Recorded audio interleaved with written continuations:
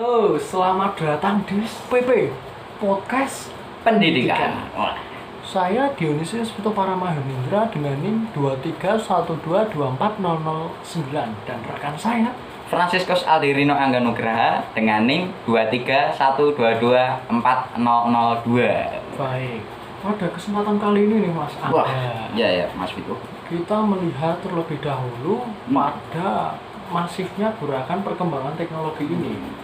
Memang dalam tiap lini sendi kehidupan, kita itu sebagai manusia telah terpengaruhi oleh teknologi sebagai suatu sarana tersendiri yang mampu memberikan fungsionalisasi dalam bentuk kemudahan aksesnya, yaitu juga untuk membantu aktivitas keseharian manusia. Nah, bagaimana kemudian perkembangan ini menyentuh dunia pendidikan? Mas Agam. Baik, saya akan jelaskan. Jadi gini, perkembangan teknologi di era globalisasi itu tidak bisa kita hindari. Jelas, khususnya di bidang pendidikan. Salah satunya itu adalah kecerdasan buatan, di mana kecerdasan buatan itu merupakan suatu bentuk dari transformasi teknologi itu sendiri. Kecerdasan buatan juga berdampak bagi sistem pendidikan di Indonesia. Nah, contohnya itu contoh dari aplikasi AI itu ada ChatGPT, Perspektif AI, dan masih banyak lagi. Kita dapat bertanya kepada AI tersebut atau aplikasi tersebut itu dengan sangat mudah dapat diakses oleh semua orang. Jadi kalau berbicara masalah pendidikan itu saya jadi timbul sebuah pertanyaan. Bagaimana itu Mas Angga Pertanyaannya? Ya, ini sangat mengganjal ya sebenarnya. Tapi ini ya mungkin bisa jadi perwakilan dari semua orang. Apakah kita itu perlu untuk menimba ilmu atau mengenyam pendidikan di sekolah? Bahkan sampai kita itu sekolah di tingkat yang tinggi, contohnya universitas. Padahal dengan adanya kecerdasan AI ini, kita itu bisa kok mengetahui seluruh informasi yang ada di dunia ini dengan tingkat akurasi yang sangat bisa diperhitungkan. Jadi kita itu tidak perlu apakah kita tuh perlu gitu dalam mengenyam pendidikan itu, sedangkan sudah adanya AI ini membantu kita menjadi orang yang berpengetahuan dan berwawasan gitu. Oke. Ya, tadi dituturkan oleh Mas Angga juga mengulas bagaimana teknologi ini sifatnya itu kan menjadi suatu hal yang tidak bisa dipungkiri. Nah, sedangkan juga kita memasuki ranah pendidikan, kita mengenyam itu tadi, lalu yang memunculkan suatu keresahan barangkali, dan Mas Angga menyampaikan dalam bentuk pertanyaan, apakah kita membutuhkan itu di dunia pendidikan? Nah, kalau berbicara mengenai dunia pendidikan sendiri, tentu kita kan juga bukan berkembang dari segi akademik saja. Kita juga berkembang secara segi moral juga dalam penambahan value diri itu tadi. Value. Nah, value diri. Lalu bagaimana keterkaitannya Mas Angga kalau kita memandang mulai dari pengembangan diri itu ya dikatakan skill ya? Ya. Begini, jadi mengenai keterampilan atau skill yang bisa dikembangkan, terutama di media pembelajaran di sekolah, itu yang pertama adalah bagaimana siswa itu dapat berpikir secara kritis. Nah, berpikir secara kritis itu bertujuan untuk memecahkan sebuah masalah. Nah, dalam strategi ini yang cocok digunakan adalah pembelajaran yang berbasis proyek, lalu pemecahan masalah, dan juga berkaitan dengan bagaimana sih siswa itu cara berpikirnya dalam memecahkan suatu masalah, apakah dia itu bisa atau tidak. Nah, dari situ kan berarti dia itu berpikir secara nalar. Yang kedua, kolaborasi atau kerjasama. Nah, ini tuh lebih kepada kalau di sekolah-sekolah, misalnya dulu kan saya juga di SD, SMP, SMA mengenyam pendidikan itu tuh lebih kepada kerjasama. Contohnya itu kalau dikasih tugas kelompok, ya itu salah satu strategi pembelajarannya, tugas kelompok, tugas proyek. Nah, di situ kita tuh jadi tahu mengenai nilai-nilai etika dalam berkelompok. Contohnya menghargai pendapat pendapat orang lain, terus bagaimana mengutarakan pendapat. Nah, seperti itu. Lalu yang ketiga adalah komunikasi. Nah, komunikasi ini sangat penting, jelas. Kenapa itu? Iya. Dalam dunia pendidikan, siswa itu kan belajar di sekolah. Iya. Pasti ada kontak, tidak satu orang dengan orang yang lain. Nah, di situ sangat menjadi penting bagaimana siswa itu mempunyai skill berkomunikasi. Nah, jadi kalau misalnya ada disuruh menganalisis sesuatu, nah itu kan dia juga, apalagi kalau dalam terutama kelompok ya, ya itu kan perlu atau mengungkapkan sebuah gagasan atau ide. Nah, itu kan pentingnya nilai komunikasi itu di situ. Dia bisa menghubungkan semua konteksnya itu di dalam tersebut. Lalu yang keempat adalah kreativitas. Jelas, kita sebagai mahasiswa pun juga dituntut untuk bagaimana sih kita tuh bisa kreatif, menciptakan sesuatu yang orang lain itu belum terpikirkan dan itu dibuat sebagai produk. Nah, ini contohnya kalau dalam sekolah itu ya misalnya ada proyeknya itu contohnya mungkin mendaur ulang barang-barang. Nah, itu kan bisa contoh implementasi dari metode kreativitas, lebih kepada kreatif. Kata kreatif itu kan berarti dia tuh mampu memunculkan ide-ide baru. Baik. Oke. Dari apa yang sudah disampaikan oleh Angga tadi, kita bisa mendapatkan poin-poin pentingnya. Bila kemudian ditarik menjadi pertanyaan, ya gitu. Apa sih tantangan gitu? Nah, kalau dilihat dari pembicaraan tadi, maka tantangannya itu bisa memunculkan dari esensi gurunya itu sendiri, Mas. Oh, iya ya, pendidik. Ya, seorang pendidik di tengah dunia era globalisasi ini, apakah memang benar-benar esensi kehadiran secara fisiknya itu bisa dihargai? Gitu. Iya, iya. Karena tadi kan sudah disampaikan, bila kita bisa mencari segala keinginan kita lewat gitu. Kita bisa mendapatkan informasi-informasi ini secara begitu cepat. Lalu bagaimanakah guru ini mendapatkan anggapan gitu? Jadi kan Mas Angga juga memunculkan pertanyaan, apakah perlu kita bersekolah? Iya. Apakah perlu kita mengenyam pendidikan sampai benar gitu? Nah, ini kan juga menjadi persoalan. Iya.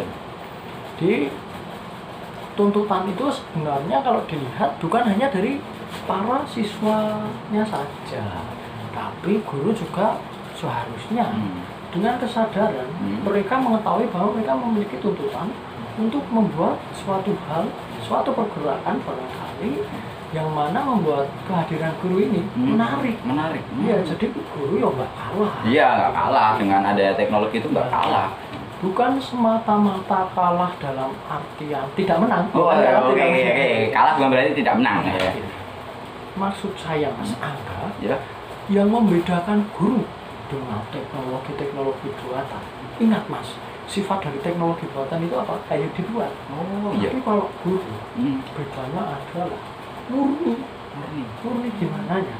Dalam letak nurani dan perasaan. Teknologi mengetahui apa yang kita ingin. Tapi guru melibatkan perasaan. Itu yang kemudian membedakan transformasi yang kalau teknologi itu perubahannya dalam hal pengetahuan cakrawala kita luas memang, tapi kalau guru bukan dari keluasan cakrawala saja, tapi dalam kedalaman kebatinan luas. Itu sangat menjadi aspek yang penting ya. Ya, itu aspek tadi yang Mas Angga juga sudah menyinggung. Bagaimana kita memiliki moral dalam hidup ini, dan kita bisa etis, kita memiliki etika itu kan belum tentu teknologi ini bisa mengajarkan yang benar-benar Iya benar. Nah, setelah tantangan itu tadi akan banyak kemungkinan, kalau saya melihat di sini kemungkinan apa, bahwa kecenderungan personalitas sekarang bisa saja mengarah pada gerak yang pasif, dimana ketika proses pembelajaran ini berlangsung, yang seharusnya bisa menjadi aktif, ada timbal balik, justru mereka hanya menganggap ini sebagai formalitas saja. Oh ya sudah. Oh ya, sekolah. Pulang lupakan. Oh semua informasi bisa aku dapatkan. Kan? Iya. Gitu. Iya. Itu kan suatu tantangan. Nah, lalu kemudian juga ada tantangan yang lainnya kalau mau membicarakan secara lebih luas lagi, secara lebih jauh. Tantangan apa yang kira-kira muncul kalau saya melihatnya begini? Menunggu. Sampai menunggu saya. Oh iya, sudah menunggu. Iya. Nih tadi saya penasaran. Kan saya sebagai yang awam akan nilai esensinya dari itu tadi. Kemungkinan lainnya kalau dilihat bagaimana esensi guru itu tadi, ada kemungkinan seperti ini yang memunculkan bahwa ketika tadi disampaikan ada proyek, ada kreativitas yang menuntut siswa untuk melakukan ide baru dalam implementasi penciptaan. Nah, terkadang Mas, penciptaan ini tidak menjadi orisinil, tidak menjadi suatu hal yang berkesan otentik. Oh iya. Karena apa? Kemudahan mencari informasi tadi. Jadi ide atau gagasan itu hanya menjadi suatu hal yang ditelan secara mentah tanpa ada pengadaptasian atau penerapan yang menuju arah perkembangan lebih bagus. Gitu. Nah, kan ini bukan lagi menjadi suatu hal yang positif, Mas. Iya justru sih. kalau kita mau menciptakan kreativitas. Iya, tapi kalau kita cuma dari copy paste gitu kan ya. Iya. Waduh. Ya, saya juga menggarisbawahi masalah bagaimana itu menjiplak. Itu kan sangat ya tahu sendiri lah plagiarisme itu bagaimana tentunya akan mempengaruhi seseorang itu kan. Baik, dari situ kan kita telah mengetahui bagaimana tantangan-tantangan yang mungkin terjadi. Iya. Permasalahan ada penyelesaian. Iya jelas. Ya, so pasti. Dalam tantangan ada Solusinya. Solusinya apa? Seperti ini solusinya. Ketika kita mengetahui bahwa teknologi ini mudah untuk diakses, AI, ChatGPT dan lain sebagainya itu memberikan segala macam pengetahuan untuk kita. Solusinya menurut saya dan sejauh saya melihat dalam konteks kasus ini adalah tentang bagaimana balik ke esensi guru tadi bisa memberikan suatu spirit atau suatu hal yang bisa meneguhkan para siswa-siswanya ini pada ruang-ruang kesadaran dalam bentuk apa? Dalam bentuk penggunaan. Seperti ini menggunakan helm. Nah, itu kita berarti harus safety dalam menggunakan teknologi. Kita memiliki batasan-batasan tertentu. Kalau kita nggak pakai helm, kita jatuh. Wah, kan itu riskan banget Mas buat kita. Tapi ketika kita meskipun telah terjatuh dalam teknologi, tapi kita punya safety-nya, kita punya hal yang amannya, cara amannya. Kita tahu bagaimana aset ini bisa diperuntukkan dengan baik. Jadi ya ini kebijaksanaan dua arah. Dari guru juga dari siswanya tentunya. Iya, terus kemudian ada solusi lagi ya. Mungkin juga bisa menjadi penerapan. Kayak penerapan sehari-hari. Ya. Jadi kalau dalam keseharian beraktivitas di pembelajaran, teknologi ini mungkin bisa dialihfungsikan. Bukan semata-mata terus ditolak, bukan dihilangkan. Bukan. Dialihfungsikan sebagai apa? Sebagai media yang memiliki keberlanjutan. Artinya seperti ini, Mas. Media yang memiliki keberlanjutan. Ketika kita mendapatkan segala hal yang ingin kita ketahui itu tadi, keberlanjutan ini akan memiliki peran yang penting dalam penciptaan hal yang itu nanti orisinal dan otentik, Mas. Jadi kita nggak cuma dapat ini terus dipakai. Dipakai. Ini punya orang lain, saya pakai gitu. Wah, bukan begitu. Nah, terus bagaimana caranya bisa sampai ke situ? Ya dengan guru melakukan suatu pembentukan tersendiri. Bukan hanya sekedar mengajar.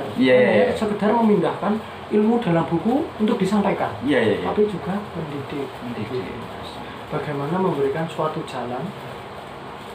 Ini jika dianalogikan menjadi belantara hutan.